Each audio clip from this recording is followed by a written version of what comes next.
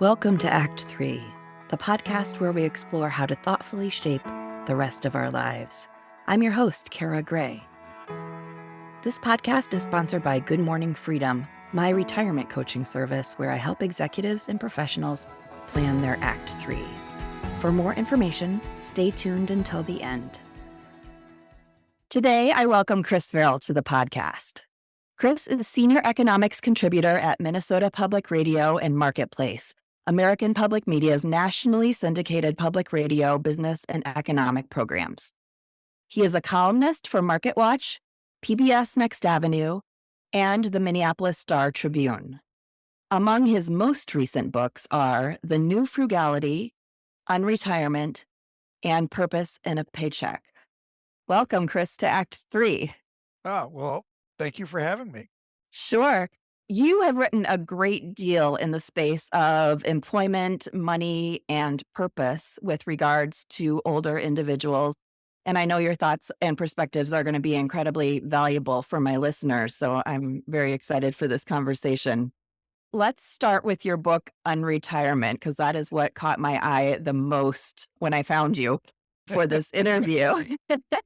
And you talk about how retirement is being redefined.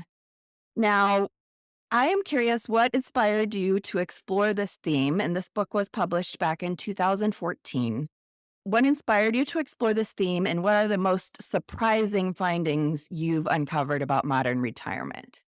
So you would go back, so it was 2014, so I probably started to work, say 2012, 2011, but there were two strands to my journalistic career. And one strand has been personal finance. And if you think about personal finance over the past 3 decades, the theme has been baby boomers or the aging population haven't saved enough for their elder years, and their standard of living is going to fall dramatically. And then if you think about the other strand of my journalistic career, which has been economics, there's been this underlying pessimism with the demographics of aging, that the underlying dynamism of the US economy is going to disappear because we're going to have too few young workers supporting too many dependent elderly. So when you looked at the aging of the population, it was a story of gloom and doom with all kinds of variations to it, but that was the core. And I just started wondering, is this right? Is, markets adjust? Is this what's going on here?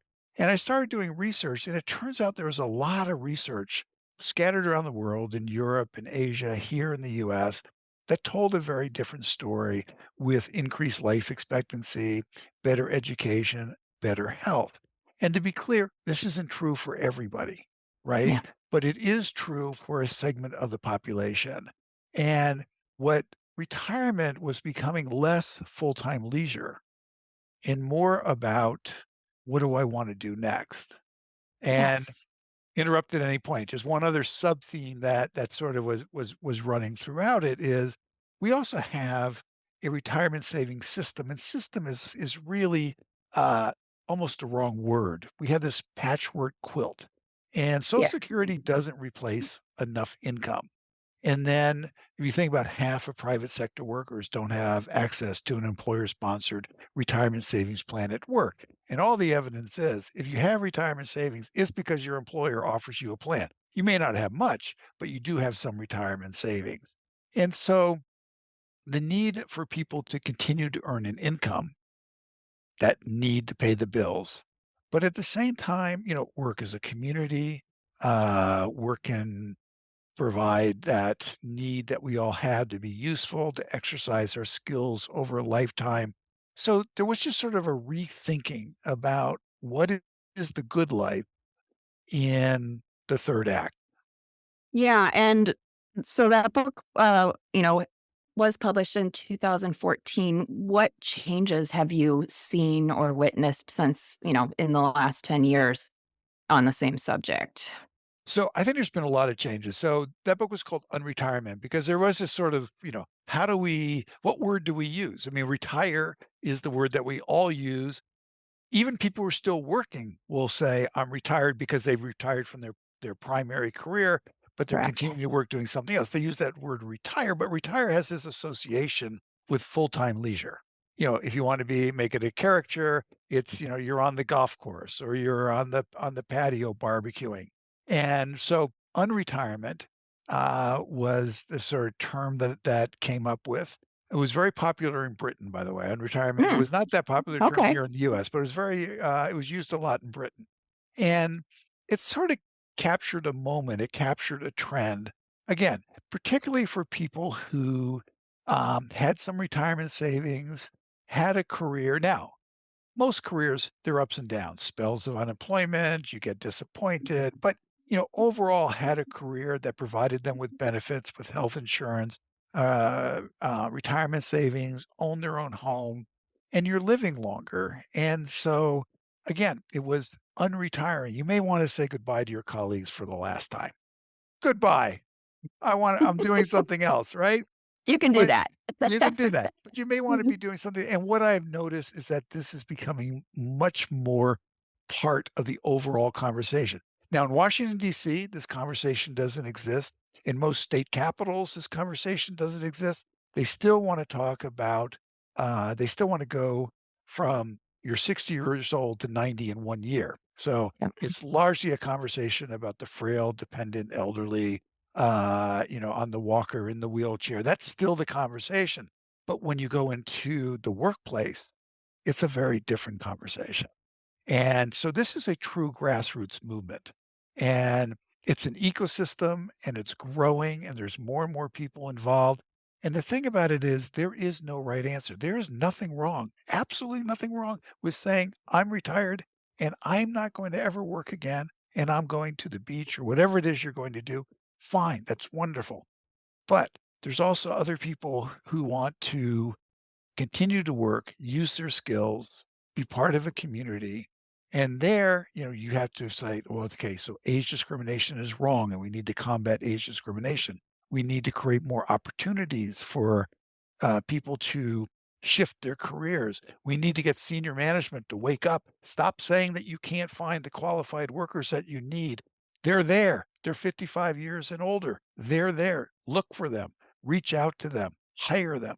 So it provides a different dynamic when you're thinking about public policy, but it also provides a different dynamic when you're just thinking about your individual circumstances. Yeah. I like that you said that it was grassroots because yeah, like this conversation isn't happening at the highest levels yet, or at least this message isn't happening. And I worry about that. As people do want to continue working, maybe in a different capacity, maybe in their third act, maybe in a field that they're more passionate about than how they earned money to take care of their family over the years. I do know that ageism is super real. Yeah. And I am interested in your thoughts on how we can change that narrative, or are employers just gonna be forced to keep, to hire older employees as time goes on just because of the need? Well, you know, it's hard to say where we are right now, but when the book came out in 2014 to where we are now in 2024, there has been progress on age discrimination. There really has.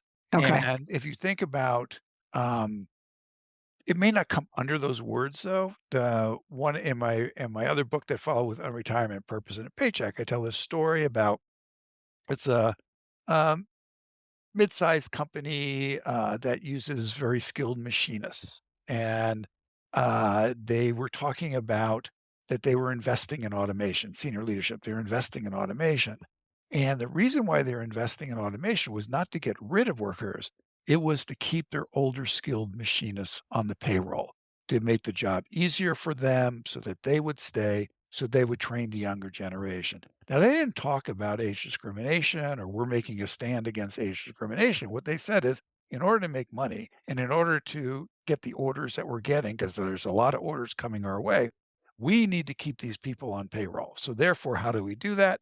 We invest in automation. So, I think with the tight labor market and the complaints that so many companies and organizations have been expressing about the difficulties finding workers, Yeah. that the reality is there is more hiring going on. And when you look at job growth, a lot of the job growth, most of the job growth has been in the 50 plus population. Nonetheless, you can be sitting in a meeting and someone will say, oh, I'm having a senior moment. What was that person's name? And everybody who has been in an office has had that moment. And Yeah. everybody who has been in an office has had the moment when someone says, "You know, we need to yeah, we need to be faster on our technology. Let's get some young people, in a meeting together and let them do it." Meanwhile, if you think about your experienced worker, so, my first office job, I had an IBM Selectric, and if you didn't hit the enter button, you could erase a line that you had typed. You didn't have to use whiteout. And then we went to dedicated word processors, and then we went to the PC, and now, we use, the laptop, we use the tablets, we use the smartphone, we use all kinds of if you think about this so-called older generation, they've lived through so many technological changes. They are technologically adept. And the Yes. only thing that I think sometimes does happen is if you've been through 30 reorganizations in your company, that someone's always coming, "This is the solution. This is the solution." You might sit there and say, "Okay, I can learn this, but is this the 30th and we're just waiting 6 months for the 31st solution?" So there might be a little bit of skepticism there, but that has nothing to do with not having the ability to master technology. So Yeah. fundamentally, I'm an optimist because the workforce is aging, the population is not growing, Yeah. and, if you wanna stay in business, and I think when we're thinking about if you're in companies and organizations and you wanna think about what's gonna provide you with your competitive edge, I think it's companies that know how to hire older workers, know how to work with older workers, tap into their skill, tap into their experience, and this isn't an either/or, and creates teams where you have younger workers, middle-aged workers, older workers working together drawing on their different experiences, which is good for the company. For sure. That was everything that we should all be thinking about, and that companies should be thinking about in particular. Let's talk more about economics. You've talked about the intergenerational transfer of knowledge and wealth. How do you see this playing out in today's society, especially between baby boomers and millennials? So I think one of the biggest myths that's out there, largely pushed by business consultants and ideological think tanks, is this notion that there's a conflict between the generations, the intergenerational conflict, the war between the generations. Yeah. And, it's all about scarce resources. And, "Oh, we can't afford Social Security because of all these old people. We can't afford Medicare because of all these old people." And you know all the stories, and the business Yeah. consultants say, "Oh, your productivity is declining because you have 5 generations working in this workplace, and they don't get along, and you need to hire us, and we'll get the generations to work along." But the thing is, when you look at all of the surveys, and there's been plenty of people who've done the work. I haven't done the work, they've done the work. These meta surveys where you look at the surveys, they all go through the surveys. What they find out is that the generations all agree. What do they want out of the workplace? I mean, they want to work in teams, they want to have respect, they want to have responsibility, they want to be treated right. What is striking is how shared are the values among the generations. But what's exciting is that, I was shaped by the Vietnam War. I work with colleagues for whom the Iraq War is in the history books. Yeah. So we have different experiences, there are different technologies, different parts of the economy. So we are bringing different experiences to the table, but that's not conflict. That's what's the basis of a conversation, but the underlying values in the workplace are the same. So I think whenever you're thinking about society, you want to start from an intergenerational perspective. And what can the generations learn from each other? As opposed to this meme, this theme that is out there about, okay, boomer, or, Yeah. oh, these millennials, they won't look me in the eye, all that kind of, Yeah. but all people are doing is, they're taking an anecdote here, an anecdote there. I interviewed this global design firm, and I think I'll get the basic story right. The details might be slightly off. And they've been hired by a company to uh, do all this work with their multiple generations in the organization, and it was involving technology. And what they found fascinating was you said, 40 people in a room, 40 people in a room, 40 people in a room. What they found fascinating is one person complained, Mm. older person. And, no, everybody else was fine. Everyone got the technology, but what everyone remembered was the Was the one one person person. that complained, right? And we all fall into that trap. Yeah. So you start from intergenerational interdependent, intergenerational equity. What can we learn from each other? How can we work together? And our values are very similar. Our experiences are very different. And that's the benefit of having a diverse workforce Yeah. in multiple dimensions, right?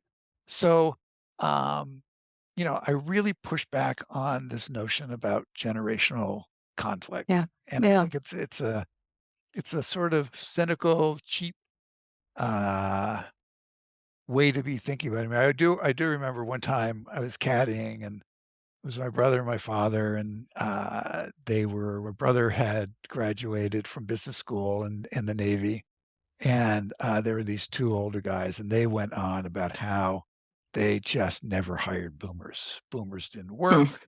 Boomers never showed up on time, they complained the whole time. I actually never felt very sorry for my brother, but I actually felt sorry for him during this whole experience. And the thing I was thinking about it, all of those stereotypes.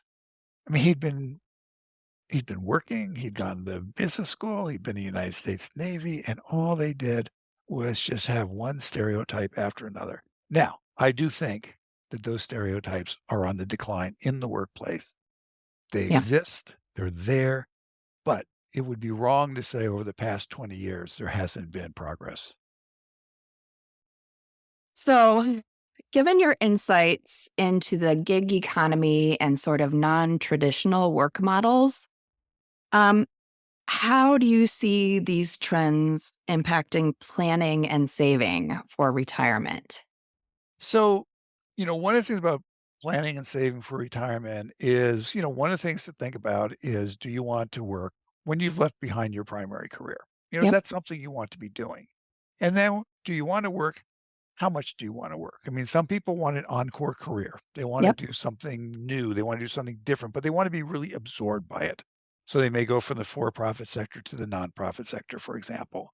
Other people are looking for part-time work. They want to be doing other things, but they want to stay attached to their skills and their knowledge, a community, and they want to be doing part-time work. One of the advantages of the gig economy is that it's a fairly easy way to add to your work if you Yeah. want to. I remember one woman that I interviewed, she was 73, I think, at the time, and she was a driver for Uber. Hmm. And she had done a couple of other things. She had a career in the real estate industry and in the publishing industry and had done well. So she was really looking at work as something to do that she enjoyed. And Yeah. so she had tried being a receptionist, and that didn't work because you had to be there at certain hours. She tried a couple things, and the requirements were too difficult. And what she liked about the Uber was she turned it on when she felt like working, and she was very conversational, and so she enjoyed driving people around. It was mostly driving to the airport, that was typical. And, then she turned it off when she didn't wanna work, and it Hmm. paid for her goal, which she lived 1 month, out of the year, with her daughter, and then she and 3 other women had their annual trip to Europe for, like, 2 or 3 weeks, and so very low expectations, low bar.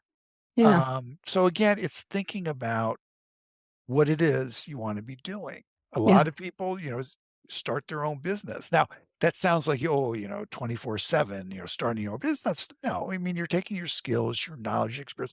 Often you're selling your services to your previous employers. Again, Yep. you make some money, you're doing something you enjoy, you probably, enjoy, you have skills that you accumulated over the years. So I would be thinking through those things and build them into your plan, Yep. and, of course, we all say that, and, of course, then time is a precious resource, so if you don't, you take a year, you take a 2 years, you try and figure it out, Yeah. do some experimenting. I think the one other thing I would add is have an experimental mindset, because you are trying different things, right? And Yes. so it may not work out. That's not the end of the world. If it doesn't work out, you'll learn something. You may have met some new people. You go ahead and try something different. So you may have to take several pivots or several changes along the way. That's okay. That's actually what happens to most, because you think about life, that's happened a lot in life, right? That is the story Yes, of life, right? Of our lives. it So the fact is. that it happens because you're 60 or 70, whatever it happens, it's okay. Yeah, but it's, such an exciting time in life because you do have more agency over presumably, over what you're choosing to do, and whether it's gig economy or starting up something new or nonprofit or even mentoring or volunteering, all of it's accessible, and I feel like there's gonna be even more opportunity as we go here in terms of finding things that are gonna pay you for however much money you figure you need to make on top of your savings that you've gone through. So I think it's incredibly exciting. But you're right in terms of people have to try things and they have to be willing to, give something a try and not be upset if it doesn't work out, and pivot and be flexible. So I think that's kind of a hard learning for some people if they've been in the same career the entire, like the bulk of their career, they've been doing the same thing. That can be challenging, but that's really, I think, the key to success there. And could I just add that, Yeah, part of please. this also in this planning stage, there's a lot of emphasis on retirement savings. Yeah, Okay. If you have it, great. But you really also need to understand Social Security yeah, and Medicare, because that's going to be part of your plan. Once you're 65, you're on Medicare, your health insurance becomes easier. Anybody who has looked at Medicare knows that Medicare itself is a maze, but it's really worth spending the time, because that's your Social Security and Medicare are the foundations of your financial plan in retirement. And yeah, what we're talking about is you're building on top of that. And if you have retirement savings, great. So it's your retirement savings, Social Security, Medicare, and then it's thinking about your choices and your options. And for many of us, bringing in an income does relieve a lot of financial stress. yes, So you need to understand, but you need to understand, but at the same time, you know, it's true throughout life. But you've also reached that point where, I mean, and not to minimize, some people, it's just the income. That's, they need that income. yeah, There's just no question. Doesn't matter whether they like it, doesn't matter if they yeah, like their boss, they need that income. And I don't want to minimize that that is out there. But for yeah, people who have a little more flexibility, a little more choice, you want to be doing something that you want to be doing, that you feel makes a difference. I mean, one of the things that has struck me, I'm at the age where young college graduates will come to me and they know what a job is, but what is this thing called a career? Unless you really know you want to be a lawyer, or you really know you want to be a doctor, are you going to go into marketing? Are you going to go into finance? Are you going to go what industry? I mean, what is this career thing? How do you think about a career? And what has struck me is, and I, by the way, those are wonderful conversations, because there's idealism there, and the idealism is to be rewarded. The idealism is, I want to do something that makes a difference, and I want to become financially independent. Well, if you yeah, think about your conversation with a 60 something, it's the exact same conversation. It's about, I want to do something that, I feel makes a difference. I want to do something that helps me be financially independent. And the only difference between the 20 something and the 60 something is that to the 20 something, time is infinity. And to the yeah. 60 something, you're a little more aware time is short. For sure. And you have answered my next two questions. I think financial literacy is important, and you talked about that in terms of Social Security and understanding Medicare and understanding like truly the economics of your situation as you retire. And then we also talked about purpose and passion, which is something that I really focus on with my clients in terms of like helping them find like what is that thing that that you didn't have time to explore when you were raising a family and having a career. Like what is that thing that's gonna really bring joy into your life? And I'm sure with your Yeah, clients, one thing is sometimes people feel the pressure to find a purpose, a calling. And guess what? yeah, Some people have a purpose. Some people have a calling. Many of us have multiple purposes, multiple callings, and that's fine. And they may yeah, change too as you get older and as circumstances change. I mean, there may yeah, be a stage, for example, where the grandchildren, if you have grandchildren, really need you. There may be a stage where the yeah, grandchildren don't need you as much. yeah, Um, there may be, you are really engaged in your community getting people together and solving problems in the community, and you might reach a stage where that's for somebody younger to take on because there are other things that you want to be doing. So, with this, the purpose is incredibly important. I mean, it's foundational, right? Yeah. It's not a luxury. Purpose is not a luxury. It's absolutely foundational. No. But purpose can be multiple, and purpose can change over time. But I do think one of the aspects of purpose is it also just simply means, really thinking about what matters to you and being thoughtful about your retirement and what you do in your retirement. And, Yeah. whether you use the word meaning, use the word purpose, it's about this is an exciting stage of life. Let's take advantage of it. And that doesn't mean um, doing 30 things in a day. That's not taking it. That's not taking. But it's about being. You know, today was a good day, and I know why I'm getting up in the morning tomorrow. On a personal note, did you retire and then unretire, or have you been working this entire time? I've been working the entire time. So I turned Okay. 70 this year, and I've been working the entire time. And I keep, I interview people and I talk to people, and I'll walk away and go, "Oh, I could do that. That is really cool. Oh, that's wonderful. I'd love to do that." And about 2 or 3 days later, then I go, I really like what I'm doing. So, Yeah, I I mean, the feel next like, question is like, do you have plans for retirement or just keep going? Keep do it. You I love think what you're doing. I Yeah. think like everybody, there is one. So I love what I'm doing. So I Mhm. plan on keeping doing it. Now, employers may decide we don't need your services any longer. That can happen. I can decide that I don't want to be doing this any longer. But Yes. I do think the only thing that I do think about in a particularly serious level is there's some things I want to do that require health.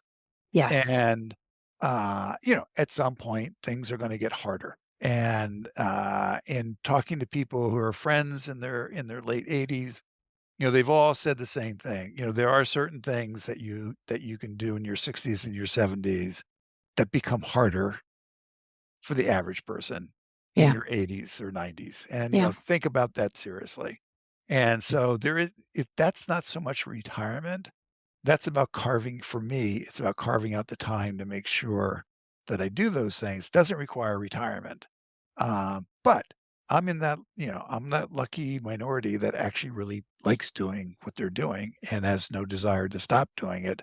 But I do want to be more deliberate about carving out time to do certain things that I know will be harder when I get older. What's next for you? Is there another book on the horizon? Yes, there is. I'm at the very early stages, not sure that's gonna work out. I'm on my 3rd idea, researching my 3rd idea, but yes, there will be another book. Perfect. And I will certainly link to your previous books and all the places where we can find you in my show notes. Chris, thank you so much for this conversation. It's been really great. Thanks a lot. I really appreciate it. This podcast is sponsored by Good Morning Freedom, my retirement coaching firm.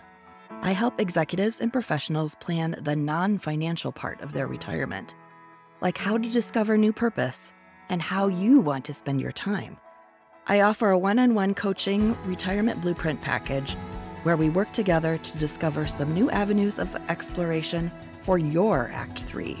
This coaching is completely custom and will provide you with a ton of resources and support as you transition to this new stage of life.